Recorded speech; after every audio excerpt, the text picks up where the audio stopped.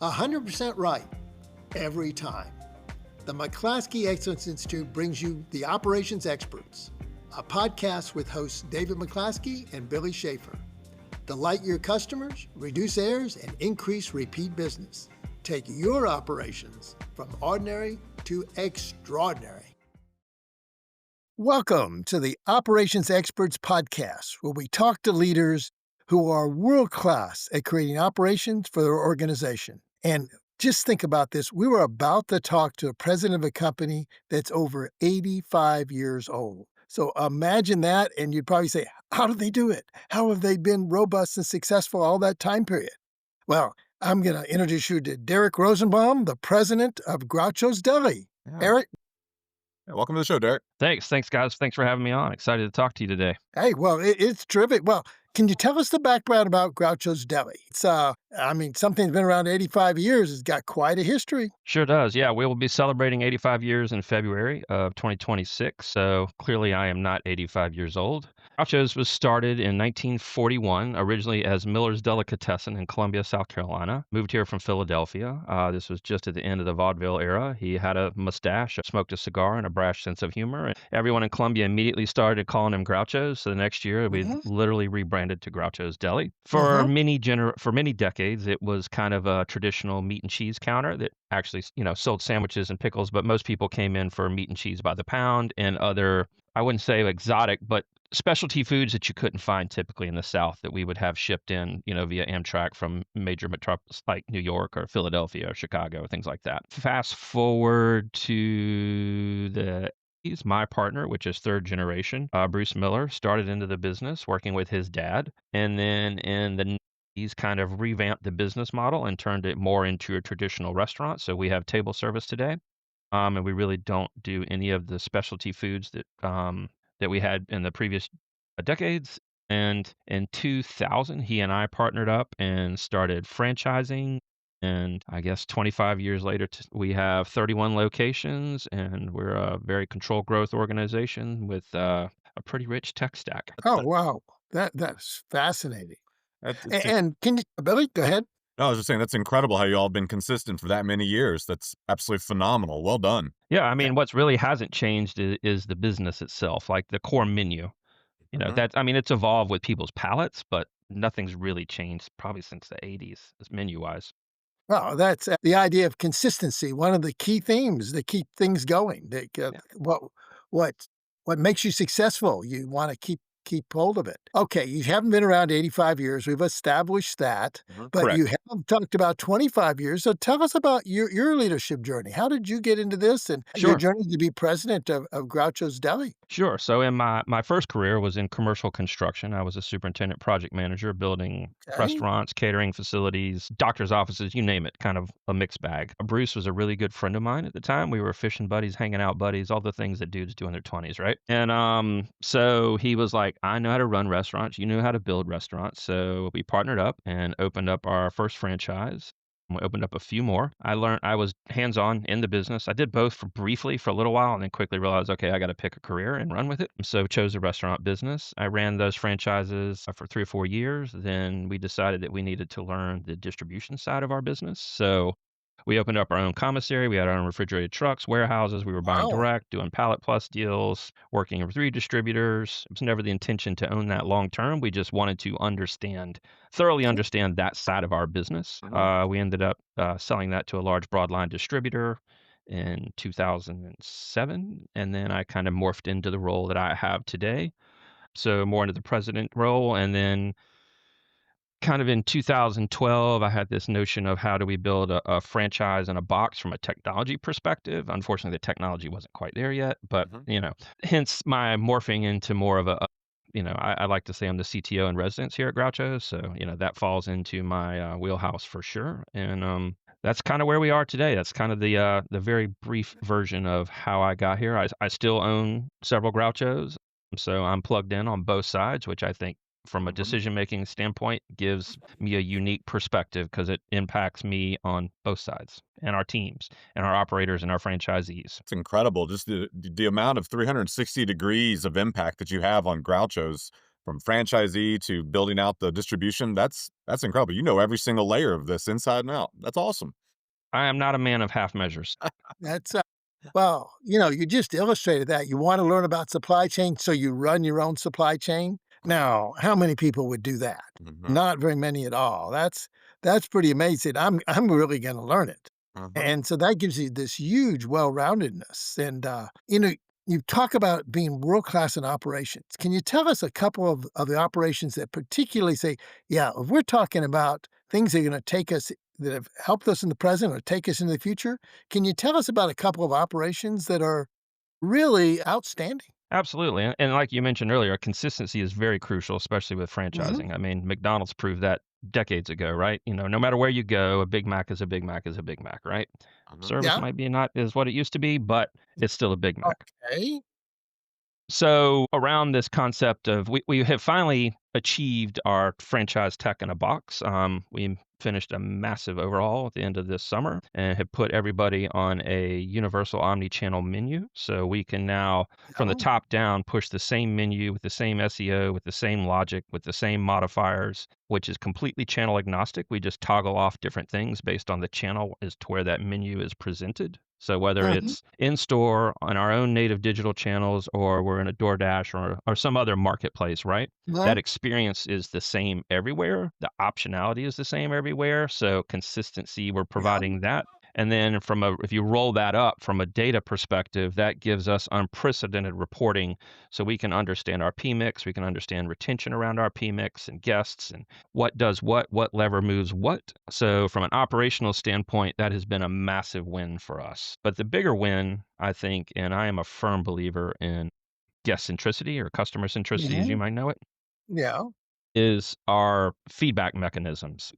Heavily invested a few years ago into digital feedback because you can't, I guess let me back up and punt. Hospitality is human derived, right? So therefore, Sure. ultimately fallible. We will make mistakes. It's not if, it's when. And then the real mechanism is what do you do when you fail? And what is the service Mhm. recovery you provide? And if you're familiar with the service recovery paradox, this is kind of what got us to this place. Yeah. So the service recovery paradox simply is that if a customer has a less than excellent experience and you provide recovery with empathy, with sincere, genuine repair, that theoretically, not theoretically, it's proven that you are much more likely to be a much more loyal guest and you forget about Mhm. the bad experience and you focus on the service recovery that was provided to you. Yes. So, how do you do that at scale with franchises with 31 locations and thousands and thousands and thousands of guests? How do you do that? Because we have feedback coming in from the third party channels. We have it coming in from Mhm. Google, TripAdvisor, Yelp, all of these places. And then we have direct feedback. We've kind of digitized the old suggestion box. And so now, after 20 minutes after you engage with our brand, we send you a simple 5 emojis from excellent to horrible. And it basically engages an instant two-way communication between us and that guest. So it allows us to, what I call it, it's an interventional digital table touch. We respond to 97% of all feedback Wow. across all channels. The 3% that we don't is typically it's just too much crazy to engage with, if I'm Mhm. being honest. So about three, actually, That is an interesting way to say it, Derek. yes.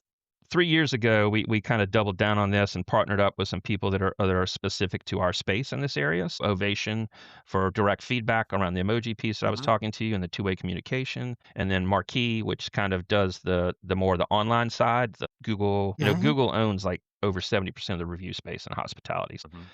If Wow. you don't work that and understand your recency velocity and all that, I mean, it highly impacts your digital relevance. So all of these things are just additional bullets. There is no silver bullet, right? It's just a series of lead bullets that Mhm. get you to where you need to be. So I pulled a quick report just this morning just to see. So in 3 years, we've had in our direct feedback channel over 76,000 pieces of feedback from our Yeah. guests. We've responded to 97% of them, typically within under 10 hours. And of those, 80% are 5 star, 12% are 4 star, and then it kind of trickles down, and less than 2% is just a completely negative experience. And of those, about 10% has been recaptured guests from the service recovery we provided. So we know that you had a service failure. We provided the service recovery. We know that you have reengaged with our brand. And then we take all of the feedback from all of these channels and use it in a sentiment tool within these platforms. So we measure across 9 categories, each having multiple subcategories. So we're measuring accuracy, speed, cleanliness, hospitality, price, a bunch of Right. different metrics, right? And Uh-huh. then we heat map that across the whole chain, benchmark the chain, and it allows our operations team to make very targeted strikes into certain locations. So patterns become very obvious very quickly instead of, Yep. doing a post-op looking at your P&L 30 days later and saying, okay, something's wrong here. Now we got to go. And now we can see this almost near real time. And it's not just at the store level. So it would let us know if we have a product quality issue. We've seen that. Or an example, we're in the South and sweet tea is a Mhm. thing. Oh, And yeah. one of my franchise kept getting complaints about weak sweet tea. And I called the manager up and I said, I need you to stick a probe thermometer and tell me what the water temperature is coming out of the brewer. There's an ideal temperature for brewing Mhm. tea, Absolutely. and it was off 20 degrees. I'm like, call the technician. Like, Mm. we wouldn't have had visibility into that because it looks right, and if you're not an active, typically people that work in restaurants kind of stop drinking sweet tea because it's unlimited. So, I mean, ultimately, to answer your question, we're winning at service recovery, which then lends further credence to digital relevance. And, we are live in a digital world. Restaurants are in a digital footprint. Post COVID, we are 56% off prem on our revenue. Wow. Wow, that is It's really great that you're doing something that most people need, and I hope they listen to this as a great lesson of too often people think in operations excellence, it's, "Oh, I've got my data. Great. It's numbers on a page." But you're actually doing something with the data, and there's actually action steps to it. So that's such a key lesson that most people don't know is great. You have your data, but what are you gonna do about it? And you have just shown that that's that level of excellence that you're driving there at Groucho's. Phenomenal. If the data is not actionable, then it's really serving no purpose. It's just a Mhm. reference point, right? Yep. It's a waste of ink is what I always say. Yeah. wow, and is technology helping you out a lot? As the chief technology officer, is it technology is just really enabling that to happen, or is it something else that's is are you driving that? Yes.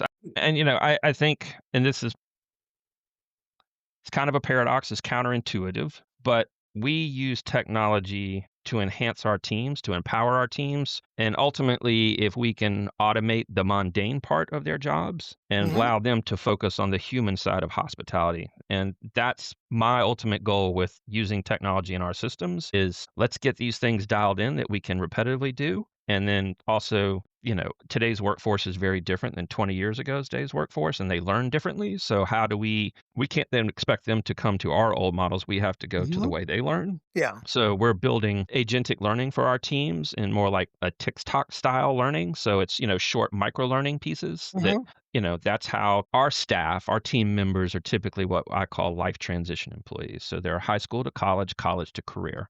Yes, Right. we pick up a few lifers along the way, but generally speaking, they're life transition employees. And for Yes. many of them, this is their first job, right? So Right. Mhm. not only Yes. are we teaching them how to do what we do as a business, but we're also teaching them how to engage with people, how to engage with consumers, how to engage with guests, how to engage with each other. Mhm. And soft skills is it's hard to teach, especially, I mean, Yeah. because Uh-huh. today's youth are very just instantaneous, right? And so, we're applying what we're learning and hearing on the front lines into our systems to adapt to the way that they learn and the way that they want to engage the material. Oh, wow. That's fantastic. It's great to see the sophistication. You say, let's deal with the real details that help us be excellent and help us survive another 85 years. So, I mean, that is terrific.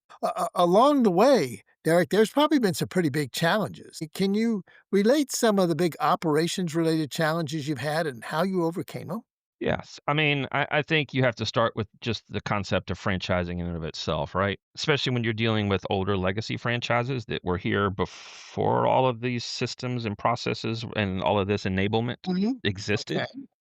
Okay. And buy-in is hard. I mean, it's hard. And then buy-in and then promotion is even harder, right? I mean, some people will buy in and do the things, but do they take it to the next level? Mhm. And that I think that will, and that's certainly not unique to Groucho's. It's every Yeah. every franchisor I've ever talked to struggles with this. Yeah, I mean that's number one in understanding. I mean, when you buy a franchise, you're buying a systems and processes, right? And Mhm, yes. it's not David's Deli or Billy's Deli; it's Groucho's Deli, right? So, Mhm, that would be number one, and then just mhm. learning that just because a piece of technology is feature rich doesn't mean that it will be adopted in the field. So you have to listen to your teams, and we kind of backed up and punted, and like we typically vet everything like within our own stores now and prove it out, refine it, tweak it before we launch it to franchisees. That's a great way to overcome. It sounds like franchise is one of those areas where you've had a lot of challenges, and, how do you feel that's going? Is it like, "Okay, it just keeps getting better and better," and if you were saying, "Here's something that I've done that's really made our relationship with franchisees a lot better," what might it be? I mean, listening, number one, being receptive, optionality, I think is one way to do it. Certain technologies may not always apply to every operator based on how Mhm. their system is or the demographic or the area in which they serve. Mhm. Yeah. So optionality around that. And then basically I'm a big believer in explaining the why. Oh, The Okay. why, Yes. why are we doing this? Not just here's the edict and go do it, right? Because Mhm. no one responds well to that. yeah. And it's understanding the why because all of these things it's they're making up a different it's basically making up a unified commerce system is what we've built and Mhm. what we're trying to build. So like we understand guest habituality, we understand marketing automations, and all of these things feed into this system and the MarOps flywheel. And when we made this giant cutover this summer, we switched POS systems in late July to our new omni-channel menu systems that I was talking about and enterprise menu management. And it is the first time in my career where more than not franchisees called and actually thanked us. Because I mean, we were so methodical in this build. Mhm. And, we took our learnings from the last 25 years and applied it to this application. You have to listen to the front lines and kind of work backwards, because if it doesn't translate there, it's not going to translate. Oh, yeah. Well, I mean, Just the isn't that a vertical great alignment lesson you to get. The vertical alignment you get is absolutely incredible when you actually talk to your franchisees, and we hear a lot of times it's the us versus them mentality, and you seem to be aligning everybody, which is why you've been around so long, and we see a lot of those people that don't align, and they typically go away pretty quickly, so I hope everybody hears that, and that's a strong thing to copy. Wow. And before we continue, I want to hear a message from McClaskey Excellence Institute. It's something that Billy and I are very close to. I'm the president, and Billy's the vice president. And one of the things that we think about this time of year is failing to plan is planning to fail. As you know, results don't just happen, that you actually design those results in. And one of the key things is strategic planning, where you can get your entire company lined up around a few key objectives. And when you get your entire company lined up, and get the plans behind them, they tend to happen. Mhm. And so this is the ideal time for strategic planning. And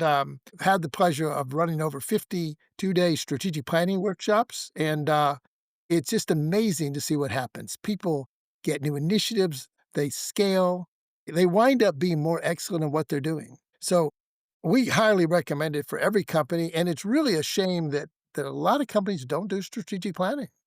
Mhm. We would anything we can do to encourage it. If there's something you'd like to talk to us about that, we'd love to do strategic planning workshops. Contact us at info@mcclaskeyexcellence.com. Well, Derek, the one thing that I think about constantly in my businesses is I wish I knew now what I knew then, or the other way around. Don't we It's all?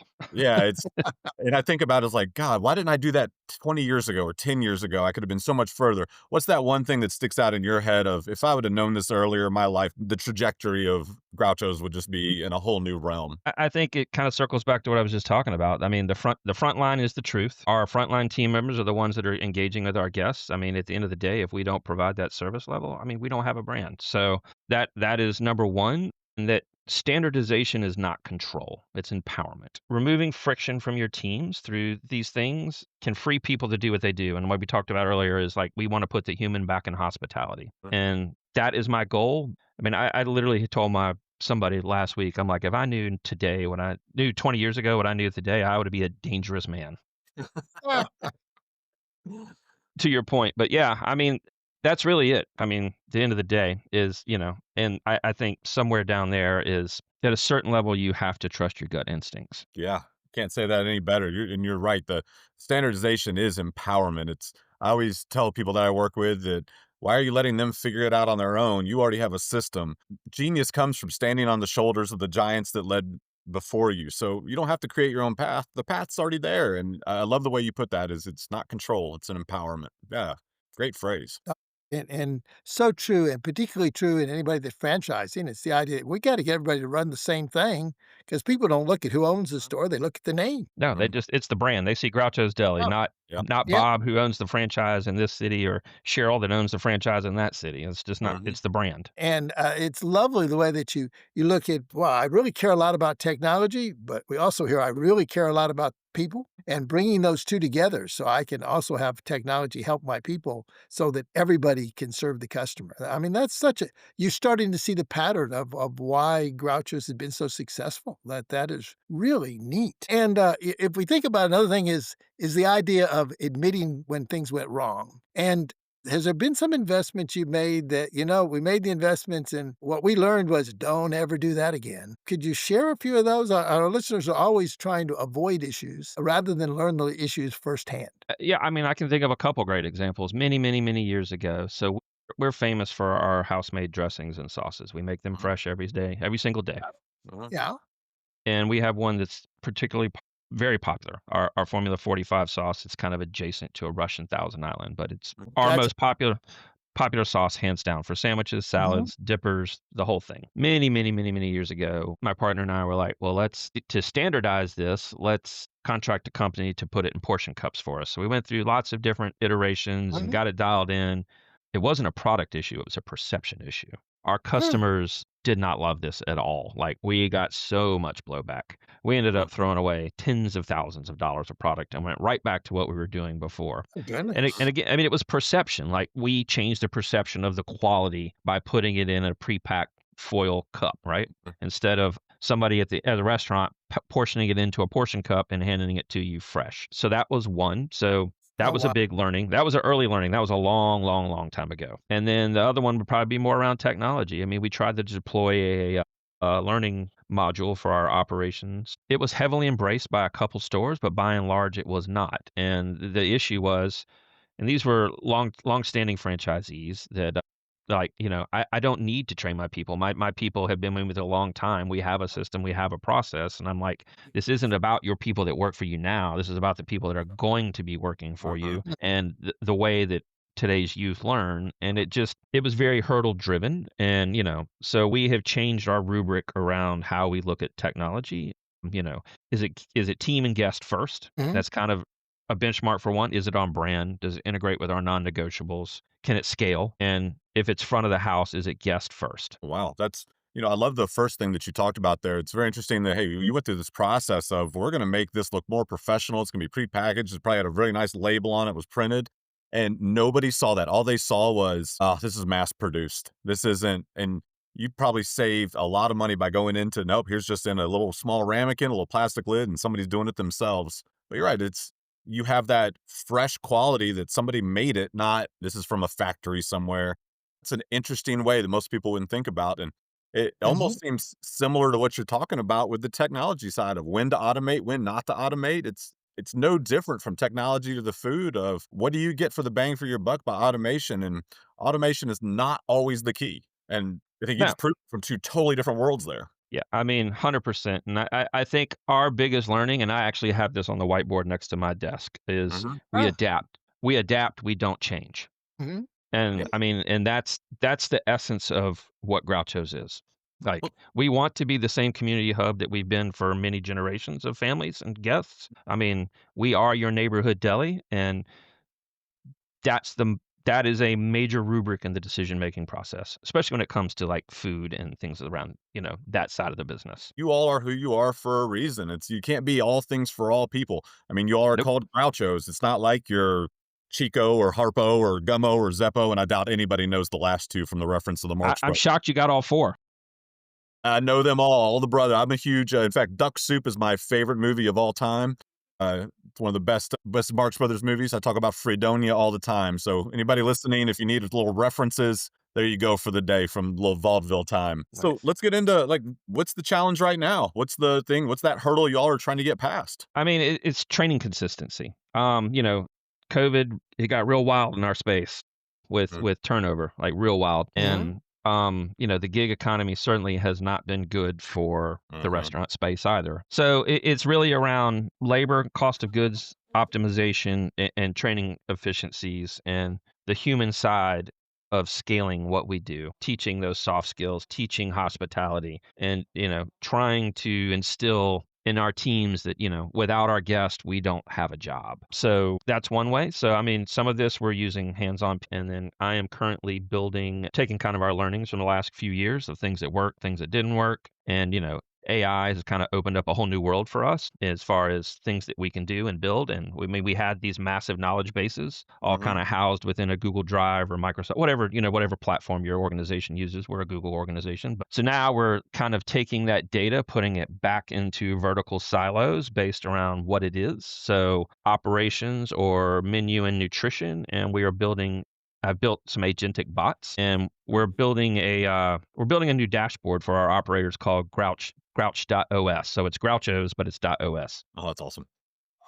So it's a one-stop shop for our franchisees, so they can literally chat with all of our entire knowledge base Mhm. around all these different things, whether it's technology related, whether it's operations, recipes, anything, they can engage and chat. We have another version for our teams, and then we have built in basically quick flashcards and videos to train people. It's easy for today's youth to just watch a video, and everyone learns differently. So some people don't do well with reading. Some people do great with auditory. Some do great with Mhm, physical. Some people do great with hands-on. And so we try to provide a right balance and mix for our teams. So we're building that, and then we're using machine learning to, I mean, we know everything that goes into making every single menu item, right down to the ounce, the slice, the teaspoon, the whatever, right? So we have all of that data. We now have all the sales data coming in through APIs for every menu Mm. item. So we're reverse engineering that, and we are working on predictive par levels for our Mhm. team members for every day. So when they come in, you'll say, based on your historical sales data, your recent sales data, and the weather patterns, because weather tremendously Mhm. impacts what we do in the restaurant business. This is your par levels that you'll likely need today. So you'll need 12 pounds of turkey, 80 portion cups of ranch dressing, this, that, and the other. And then eventually we will roll that up into truck ordering, and then eventually roll that up into brand ordering, which will allow me better negotiating with our manufacturers and our broadline distributors to say, here's our 30 days usage for everything we buy. And so that keeps the inventory chain flowing. No out of stocks, no weird anomalous things. So we're working on that around labor optimization as well, but more, not so much in, some restaurant brands like to manage their P&Ls like down to the 15 minutes. I think that's just mm, not good business for your teams. Mhm. But, getting more intelligent about putting the right people in the right place in the right day part based Mhm. on historical data and Right. real-time inputs. And yeah, I mean, that's again optimizing and automating the things that are sort of mundane and allowing our teams to go focus on hospitality. Wow, that is such a great recipe, and it's great the way you're combining disparate types of things like technology and people and training. And okay, it's all together to serve the customer. So that is fantastic, and it's great the way you're thinking deeply to make it happen. And so, what is your recipe to get first time customers to become regulars? What this is what we're really looking for to have them come back. I mean, starts with consistency. It starts with Mhm. conveying that neighborhood feel, providing the right service to the right guest to the level that they want to receive it. Awareness, right?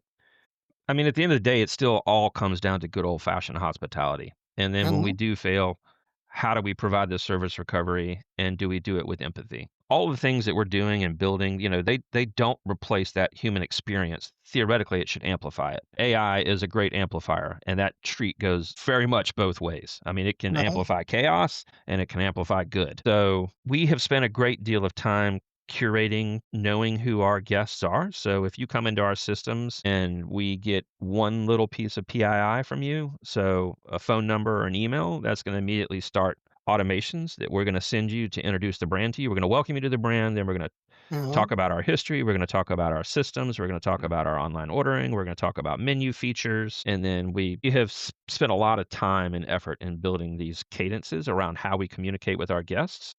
Right. We have a very robust weekly newsletter that we talk to our guests with, which, I mean, in I know it's weird to hear that email marketing is a win for us, but I mean, it very much is. I mean, we have 160,000 people in our database. We email them every single week, and we're pushing 50% open rates and Wow. high conversions for revenue. So it's training your teams to help people get in, our guests to get into those flows, so then we can introduce the brand to them in a non-intrusive digital Mhm. way.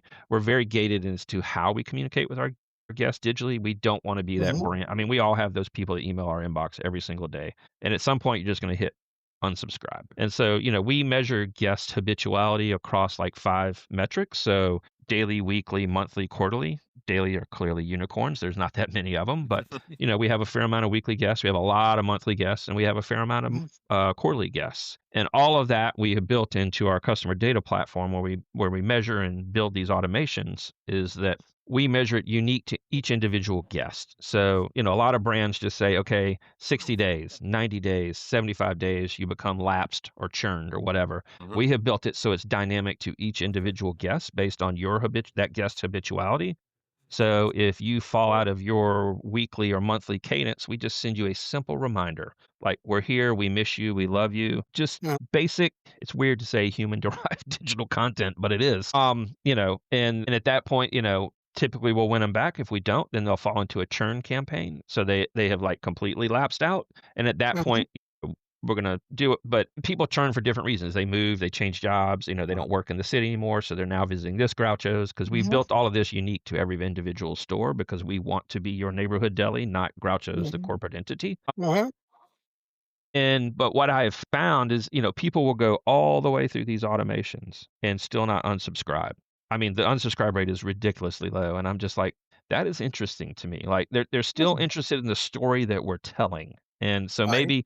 maybe we haven't lost them. And people will email them like, I'm not gone forever. I'm just XYZ, right? Right. I've got my mother's had ankle surgery and I'm out of town for 6 weeks, Mhm. or all the different things. So yeah, it's a mix of all of that. But at the end of the day, if we don't provide the basics, none of that matters. You I don't want think to drive people into a bad experience. that's right. What I think you're doing really well is you're balancing so many people when it comes to this email marketing, it's just process, send, send, send, weekly, monthly, quarterly. But what you've done is you actually put, dare we say, humanity into the digital world of, hey, this is how this person feels. Because you have people responding back to you saying, hey, this is what that doesn't happen. So I hope everybody that's listening to this right now is saying, okay, Derek's got to figure it out. We need to learn from him because you have taken humanity and this constant just barrage of digital emails and you balanced it. Kudos. That's not a common thing that we get to hear ever. There's a lot of great tools out there that can help you do these things, and Mhm. you can build that personalization into those emails. We look forward to learning more about that. Obviously, you heard David talk about strategic planning. One of the things that we do with McClaskey Excellence. What does it look like for Groucho's, and what's part of the strategic plan for this coming year? I mean, right now we're still kind of fine tuning our new systems, and getting that completely dialed in. I told you we're working on these agentic tools for our teams, and all of that's still very much in beta, and pieces we're doing around automation of cost of goods. That's all still Hmm. very much. I mean, these processes take a long time to teach and learn and refine Mhm. to get the Hmm. outputs that you want that are Uh-huh. accurate. So just continuing to optimize what we call the MarOps flywheel. So marketing and operations, if you do this right, it becomes a self-feeding flywheel, and we learn every time a customer takes a lap through that wheel. We Hmm. learn a little bit more about them, so then we can build even better automation. So, Billy, if you're a gluten-free customer who only eats on Tuesday nights, I can segment that data and find you, right?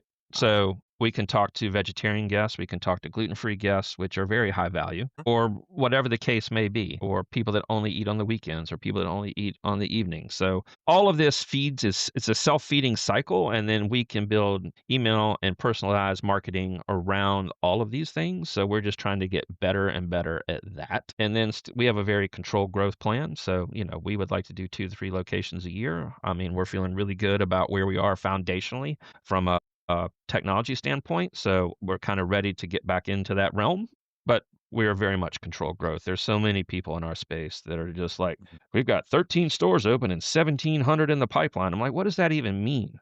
And like, to me, I get asked all the time, how many locations are you opening next year? How many are you open the next 5 years? How many are open in the 10 years? Why is that a rubric of success? I don't understand.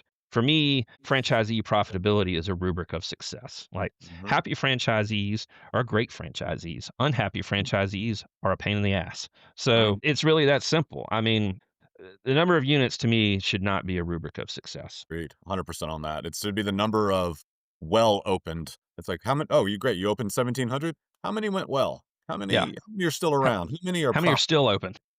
Yeah, the idea your franchisees is one of your customers, and serving them is a really important constituency so that all Absolutely. can serve the guests. You can start seeing all the wisdom you brought together that from your 25 plus years experience and Groucho's 85 years experience, and that is terrific. What one question might you like to ask to Billy and I? Any question you'd like to ask? We certainly could give you our opinion.